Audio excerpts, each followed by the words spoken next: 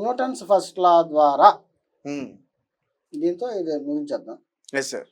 Newton's first law ద్వారా ఒక scientific నిరూపణ ఉంది. అసలు న్యూటన్స్ ఫస్ట్ లా అంటే ఏమిటి?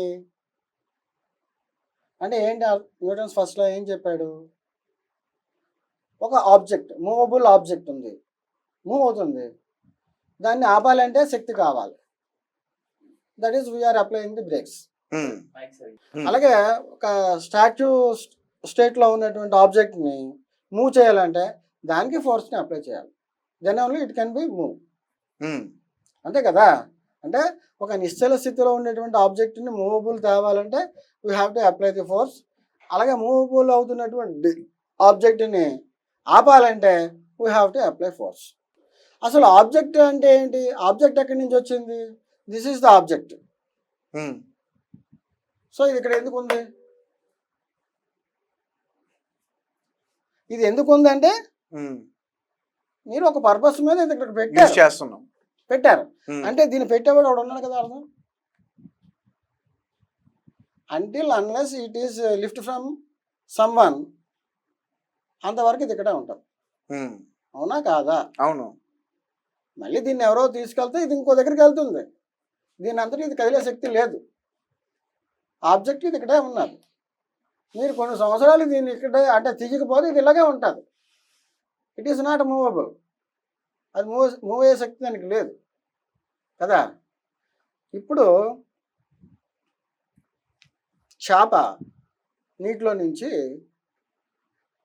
తీసాం, ఏమైంది? గిలగిల కొట్టుకొని చనిపోతాం. అదే చేపను, చనిపోయిన చేపను నీటిలో వేసాం, బతుకుతుందా? బతకదు చేప. మరి సైన్స్ ప్రకారం నీరే ప్రాణం అయితే, సైన్స్ ప్రకారంగా నేను మాట్లాడుతున్నా, నీరే ప్రాణం అయితే ఈ చనిపోయిన చేప నీటిలో వేయగానే బతకాలి కదా. కానీ అప్పటికే దాని ప్రాణం పోయింది కదా. పోయింది. నీరే ప్రాణం అయితే అంటున్నాను. నీరే ప్రాణం అయితే బతకాలి కదా సైన్స్ ప్రకారంగా. అదే ప్రాణం అయితే ఖచ్చితంగా మళ్ళీ వేస్తే బతకాలి ఉండాలి. అంటే దీని అర్థం ఏంటి? నీరు ప్రాణం కాదని తేలిపోయింది కదా. తేలిపోయింది కదా. మరి చేపకి నీరేమిటి? ప్రాణ ఆధారము. అంటే దాని అర్థం ఏంటి? దాంట్లో ఆల్రెడీ ప్రాణం ఒకటి ఉన్నది, ఆ ప్రాణాన్ని నిలబెట్టేది అని అర్థం. నీరు ప్రాణం అయితే నీటిలో మళ్ళీ వేస్తే బతికేయాలి. అలాగే ఇప్పుడు చాలామంది యోగా చేస్తున్నారు, ప్రాణాయామం చేస్తున్నారు. వాడు రేచకం కుంభకం చేస్తున్నాడు.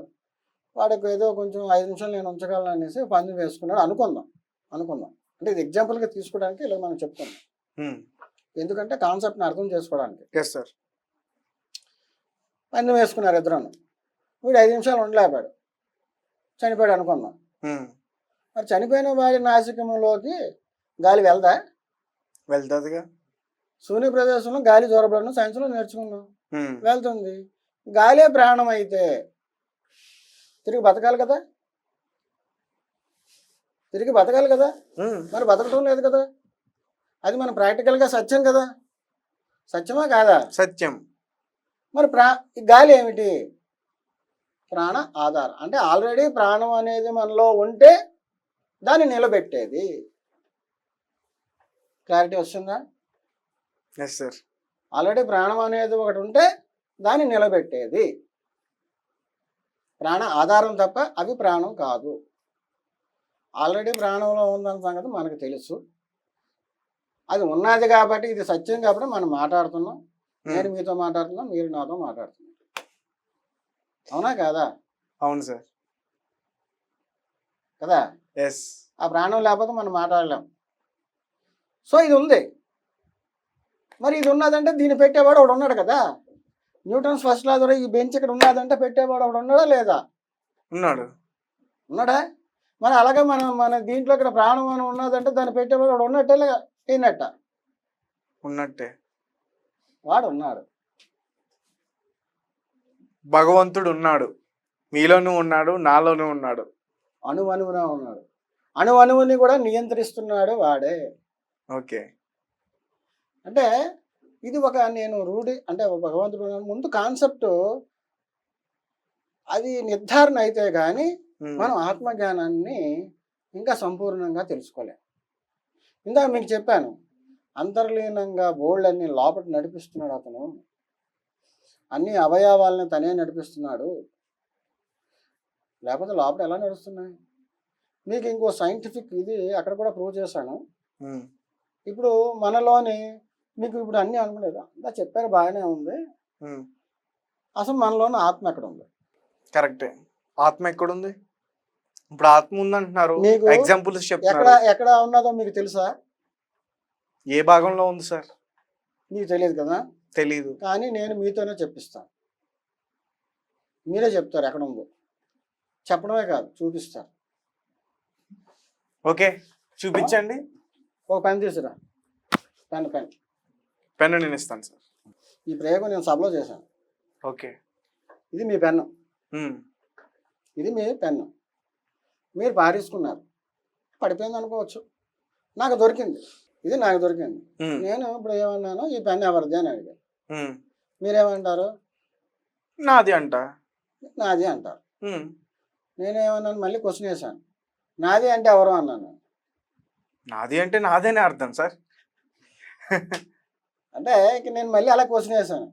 ఇంకా నాది అంటే నాది అని జవాబు చెప్పండి నేను అంటారు ఆఖరికి. అంతే కదా, నేను అని అంటారు కదా. నేను నాది అన్న రెండు ఒకటే ఇంచుమించు అర్థం. అవును, అంతే కదా. అయితే ఇప్పుడు మీరు రైట్ హ్యాండ్ తీసుకోండి, చూపుడు వేలు ఇలా పెట్టండి, నేను అని చెప్పండి. నేను అని ఎలా చెప్తారు? నేను.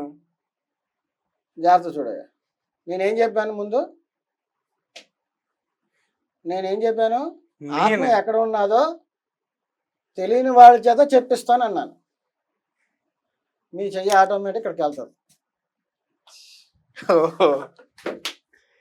గుండెల దగ్గరికి వెళ్తుంది. ఇక్కడికి వెళ్తుంది ఆటోమేటిక్గా. మరి ఇక్కడికే ఎందుకు వెళ్ళింది? ఇక్కడికి వెళ్ళొచ్చు కదా, ఇక్కడికి వెళ్ళొచ్చు కదా, ఇక్కడికి వెళ్ళొచ్చు కదా, ఎందుకు వెళ్ళలేదు? అర్థమైందా పాయింట్? అర్థమైంది సార్. ఇక్కడికి వెళ్ళలేదు, ఇక్కడ నేను అని ఇక్కడ చూపించలేదు మీరు. ఇది తెలియని వాడితో చేయించాలి, తెలిసే వాడితో నేను చేయించను. ఇప్పుడు మీకు తెలిసిపోయింది. మీరు నన్ను బ్లఫ్ చేయాలంటే ఇది తెలియని వాడి చేత ప్రయోగం చేయించాలి. తెలియని వాడి చేత కరెక్ట్గా అవుతుంది. తెలియని వాడి చేత 1,000,000 మంది మీద చేసిన ఇదే సక్సెస్. తెలిసిన వాడు ఎప్పుడు కూడా అబద్ధమే చెప్తాడు. అబద్ధమే చెప్తాడు, అందుకు నేను చేయించను. ఈవేల్తో చూపించిన ఇలా అంటాము, లేదా ఇలాగే అంటాం. అదనే అంటా.